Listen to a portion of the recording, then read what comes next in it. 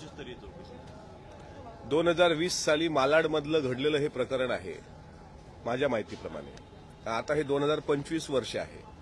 गेल्या 2-2.5 वर्षांपासून या प्रकरणाची फक्त चर्चा होत होती आणि काल त्यांच्या वडिलांनी उच्च न्यायालयामध्ये एक याचिका दाखल करून अनेकांवर गंभीर आरोप केले। उच्च न्यायालयामध्ये नक्कीच त्याची सुनावणी होणार आणि प्रश्न असा आहे की इतक्या वर्षानंतर ही याचिका दाखल करण्यामागचा नेमका उद्देश काय? त्याला 2.5 वर्षाचा काढ लोटला। आजपर्यंत पण त्यांच्या वडिलांनी हा प्रश्न याचिकेच्याद्वारे कोर्टाला विचारला असता किंवा कोर्टात याचिका दाखल केली असती तर आतापर्यंत न्याय भेटला असता। दिरंगाई का झाली, का केल्या गेली? आणि परत प्रश्न तोच येतो की 2-3 दिवसांपूर्वीपासून चालू असलेला औरंगजेबाचा विषय, त्यावर महाराष्ट्राची चर्चा भरकटली आणि काल रात्रीपासून सुरू झालेला दिशा सालियांचा विषय। महाराष्ट्राच्या समोरचे हे प्रश्न नाहीतच। मी किती दिवसांपासून सांगतोय आणि अक्षरशः डोकं फोडून सांगतोय की महाराष्ट्राच्या समोरचे प्रश्न आहेत शेतकऱ्यांचे प्रश्न, न्याय देण्याचे प्रश्न।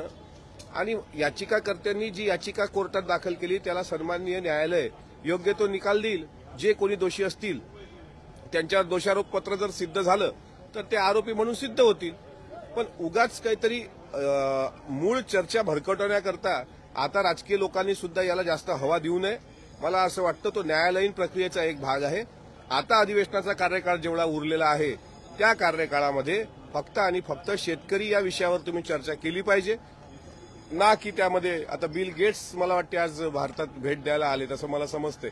त्यांनी आपल्या महाराष्ट्राच्या विधान भवनात जर आलेत तर ते प्रथा परंपरा किंवा काय कामकाज चालतं याचा आढावा घेतला तर त्यांना पण समाधान वाटावं की महाराष्ट्राचा कारभार हा सर्वसामान्य लोकांच्या प्रश्नाला डोळ्यासमोर ठेवून होतोय। त्यामुळे दिशा सालियान प्रकरणात जे कोणी दोषी असतील त्यांच्या वडिलांना न्याय मिळो अशी आमची भूमिका आहे। पण आत्ताच्या घडीला विरोधक असतील किंवा सत्ताधारी यांना आमची विनंती आहे की या दिशा सालियान विषयामध्ये महाराष्ट्राचे मूळ प्रश्न परत भरकटता कामा नये। औरंगजेब याची खबर हटवण्यावरून संघाने एक वेगळी भूमिका घेतली की सध्या असं वक्तव्य करणं किंवा ती खबर हटवणं हे संयुक्त करणार नाही। संघाची उशिरा आलेली जी काही भूमिका असेल पण तरीही ती महाराष्ट्राच्या आणि देशाच्या हिताने पोषक असलेली भूमिका असल्यामुळे त्या भूमिकेचं मी स्वागत करतो। आणि एक गोष्ट मात्र लक्षात घ्या की नागपूर दंगलीमध्ये जो मास्टर माइंड होता त्याचं नाव फहीम खान का फहीम शेख जो कोणी असेल त्याच्यावर तात्काळ देशद्रोहाचा गुन्हा दाखल झाला याबद्दल मी सरकारचं आभार व्यक्त करतो। पण सरकारला विनंती करतो जेवढा तो फहीम खान समाजकंटक आणि देशद्रोही आहे तितका नागपूरमधला प्रशांत कोरटकर सुद्धा देशद्रोही आहे। त्यामुळे त्याच्यावर सुद्धा तात्काळ देशद्रोहाचा गुन्हा दाखल करण्याचं औदार्य आपण सरकार म्हणून दाखवावं असा सरकारमधलाच एक घटक म्हणून मी विनंती करतो। राहुल सोलापूरकरवर अद्यापही एफआयआर का झाला नाही आणि प्रशांत कोरटकर यावर देशद्रोहाच्या गुन्ह्याची मागणी सातत्यानं महाराष्ट्राच्या कानाकोपऱ्यातून होत असताना तो आता परत उच्च न्यायालयामध्ये त्यांनी धाव घेतलेली आहे अटकपूर्व जामिनाकरता। म्हणजे एखाद्या आरोपीला किती सूट द्याल, किती मोकाट फिरवाल? जितका दंगलीचा दोषी फहीम खान तितकाच प्रशांत कोरटकर सुद्धा दोषी। कारण प्रशांत कोरटकरनी छत्रपती शिवाजी महाराजांचा केलेला अपमान हा देशद्रोहापेक्षा कमी नाही। आणखी काय? –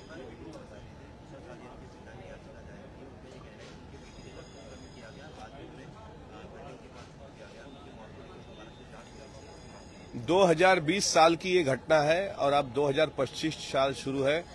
अनेक वर्षों से उनके पिताजी इस घटना को लेकर बार बार सवाल उठा रहे हैं और कल उन्होंने एक पिटीशन दर्ज किया। उसमें दिशा सालियान प्रकरण जिस तरीके से दिशा सालियान का मर्डर हुआ उस पे वो कहते हैं कि भाई मर्डर हुआ, कोई कहता है सुसाइड है। तो वो चाहते हैं कि जो कोई उसमें जिम्मेदार हो उन पे आरोप पत्र दर्ज हो और न्याय मिले। लेकिन मैं सवाल ये मुझे गिर रहा है इस वक्त, खुद को ये सवाल लग रहा है कि 5 साल के बाद इस तरीके का मसला महाराष्ट्र की राजनीति में अचानक से अगर उछल कर आता होगा तो फिर जो कोई सत्र का कार्यकाल अभी बाकी है उसमें दिशा सालियान को लेकर चर्चा करेंगे आप या महाराष्ट्र के किसानों को लेकर चर्चा करेंगे? महाराष्ट्र के युवाओं के लिए कल आपने देखा होगा पूना में 533 जगह के लिए 7,000 हमारी महिला बहनों ने पुलिस भर्ती के लिए वहां पे अप्लाई किया। इतनी बड़ी तादाद में बेरोजगारी के सवालात है राज्य के आगे, इतनी बड़ी तादाद में इंफ्रास्ट्रक्चर के सवालात है, इतनी बड़ी तादाद में किसानों के सवालात है। इतने दिन का सेशन हो चुका है, अभी कुछ दिनों का सेशन बाकी है। मैं हाथ जोड़कर विनती करता हूं सत्ताधारी और विपक्ष दोनों से कि अभी वो समय नहीं है कि औरंगजेब का मुद्दा उखाड़े आप या फिर दिशा सालियान के मुद्दे को लेकर राजनीति बनाए। अभी वो समय है कि जो किसान है, जो मर रहा है, जो किसान खुदकुशी कर रहा है, अभी टीचर लोग खुदकुशी कर रहे हैं, इनको न्याय देने की जरूरत है। वो चाहते हैं कि हमने महायुति को इतने बड़े मैंडेट में सत्ता में बिठाया, लेकिन महायुति से वो ये भी चाहते हैं कि हमें न्याय मिले। बस उसी तरफ सदन का मुझे लगता है फोकस होना चाहिए।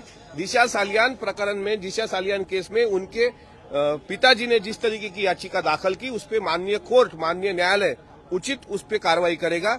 और मैं महाराष्ट्र के मुख्यमंत्री से ये भी विनती करूंगा, देशद्रोह का गुना जिस तरीके से दर्ज किया कल दंगाखोरों पर, जिन्होंने आवाम में दंगे भड़काए, जिन्होंने नागपुर जैसे शहरों में दंगे भड़काए, उसी तरह प्रशांत कोरटकर जैसे देशद्रोही भाषा करने वाले व्यक्ति पर भी देशद्रोह का गुना दर्ज किया जाए और पूरे सदन का कार्यकाल समाप्त होने तक केवल और केवल किसानों के मुद्दे पर बात हो। यही मेरी सरकार से विनती है। हिंदी नागपुर हिंसा के बाद कल शंभूराज देसाई ने कहा है कि औरंगजेब की कब्र को हटाने को लेकर हम केंद्र सरकार को पत्र लिखने वाले। क्या बतौर महायुति पार्टनर आप इससे सहमत हैं? मैं 4 दिनों से यही कह रहा हूं कि औरंगजेब की कब्र ये मराठा साम्राज्य के गौरवशाली इतिहास का प्रूफ है। और ये शंभूराज देसाई साहब को भी अच्छी तरीके से पता है कि पुरातत्व विभाग की उस पर ताबेदारी है, सेंट्रल गवर्नमेंट की उसको सुरक्षा है, महाराष्ट्र गवर्नमेंट की सुरक्षा है। टी राजा ने कितना भी बयान कल दिया होगा तो टी राजा खुद भी चाहे तो कब्र नहीं उखाड़ सकता। कब्र के अगल बगल में जो डेवलपमेंट हो रही है उसको विरोध हमारा कायम है, लेकिन औरंगजेब की कब्र हो या अफजल खान की कब्र हो, दोनों कब्रें महाराष्ट्र के मराठा साम्राज्य के इतिहास का प्रूफ है। वो हटाया नहीं जा सकता और वो ना हटाना चाहिए। आप कंसेंट, लेकिन आप चाहिएगा जो भी फैसला ले सरकार के तौर पे इस मुद्दे को लेकर, तो आप लोग से भी चर्चा मशवरा की जाए बतौर पार्टनर की जाए। मैं चाहता हूं गठबंधन में जितनी पार्टियां उनको सबको लेके, विपक्ष को भी साथ में लो ना आप, विपक्ष का और सबको, तो ही महाराष्ट्र की प्रथा परंपरा आगे जाएगी। कि महाराष्ट्र के फिर क्या होता है, इसमें और कंट्रोवर्सी होती है और फिर सवालात जो हम बार बार यहाँ पे सवालात कर रहे हैं कि किसानों का क्या बताइए। मेरे पास आज 10 किसानों के अर्ज है कि नाफेड़ में चना खरीदी बंद है करके, वो शुरू कर दीजिए। ये कब्र, ये मसला ही हो नहीं सकता महाराष्ट्र का। ये किन लोगों ने निकाला, उन लोगों को कहीं तो भी, जिन लोगों ने ये मसला निकाला होगा उनको मेंटल हॉस्पिटल में दर्ज करने की मुझे लगता है जरूरत है।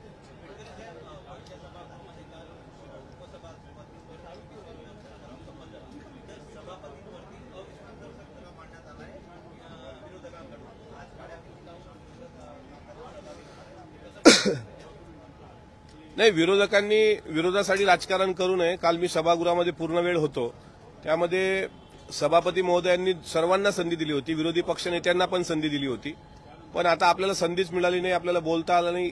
या आवेशापोटी त्यांनी काळ्या फिती लावून जरी आंदोलन केलं असेल तरी विधिमंडळाच्या कामकाजाची काही पुस्तकं आहेत त्या नियमाला धरूनच राम शिंदे साहेबांनी कालचं पूर्ण सभागृहाचं कामकाज चालवलंय। आता विरोधासाठी विरोध करायचा असेल किंवा आज काहीतरी सुर्खियों में बने रहने के लिए कुछ तो करना पड़ेगा, जन आंदोलन, त्या तशा पद्धतीचं ते केलेलं त्यांनी सोंग आहे। मेंटल हॉस्पिटलच्या पार्टीमध्ये बोला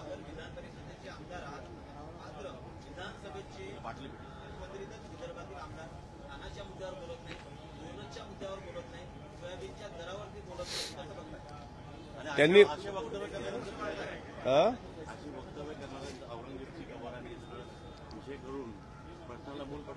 शेतकऱ्याच्या मूळ प्रश्नाला बगल देऊन जे कोणी आमदार औरंगजेबाच्या कबरवरच चर्चा करत असतील त्या सर्व आमदारांना एकदा, मला असं वाटते, तुम्हालाही तसं वाटते तसं मला वाटते, मला असं वाटतं की विपश्यनेची आवश्यकता पण आहे, मानसिक शुद्धीकरणाची आवश्यकता आहे, विपश्यनेची आवश्यकता। तर कारण सांगतो, विदर्भाच्या शेतकऱ्यांचे प्रश्न विदर्भाच्या आमदारांनी मांडलेच पाहिजे। काल 260च्या प्रस्तावावर चर्चा होताना परत चर्चा कुठं भरकटते, मुंबई उपनगर, ठाणे, याच्या पुढे महाराष्ट्र नाही आहे का? विदर्भ, पश्चिम विदर्भाची परिस्थिती काय आहे?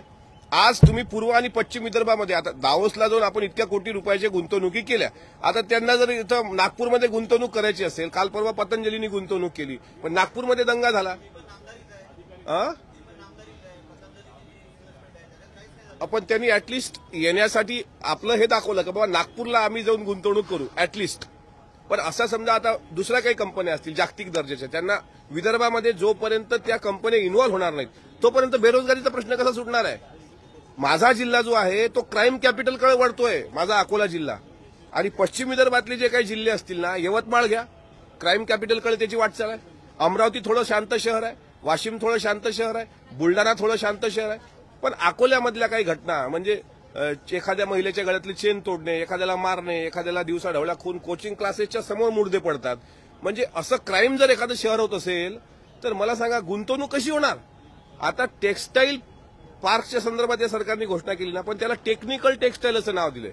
मग टेक्निकल टेक्स्टाईल मला कळलं नाही. विदर्भाच्या शेतकऱ्यांच्या प्रश्नावरच खऱ्या अर्थानं विदर्भाच्या आमदारांनी बोललं पाहिजे. जर ते बोलत नसतील तर आणखी 5-7 दिवस बाकी आहेत, त्यांनी बोलावं. सोयाबीनच्या खरेदीवर बोलावं. हरभरा, चना, सोयाबीन लाखो टन खरेदी केला आपण मान्य आहे, पण सोयाबीन अजूनही शेतकऱ्यांच्या घरात आहे ना. एमएसपीचा जो रेट आहे त्या रेट प्रमाणे, कारण मर्यादा घालून दिलेली आहे, 5 क्विंटल 8 किलो सोयाबीन खरेदी करता येतं. नाफेडमध्ये 5 क्विंटल 8 किलो सोयाबीन खरेदी करता येतं आणि शेतकऱ्याला एकरी 10 क्विंटलचं पण उत्पन्न झालं. मग उर्वरित 5 क्विंटलचं त्यांनी काय करावं? त्यांनी समुद्रात फेकावं. याच्याकरता एक शासन धोरण असलं पाहिजे आणि याकरता सर्व आमदारांनी आवाज उठवला पाहिजे. आज हरभरा येऊन लोकांच्या घरात, आता हरभऱ्याला 5,500 रुपये भाव आहे साहेब, आणि हरभऱ्याचा खर्चच एकरी 6-7 हजार रुपये आहे. कसा परवडणार आहे? मग त्या हरभऱ्याला जसं शिक्षक लोक टप्पा अनुदान मागतायत तसं क्विंटल मागं 500 रुपयाचं अनुदान सरकारने द्यावं, आणि त्याकरता माझा प्रयत्न आहे. आता मी माझं काम करतो.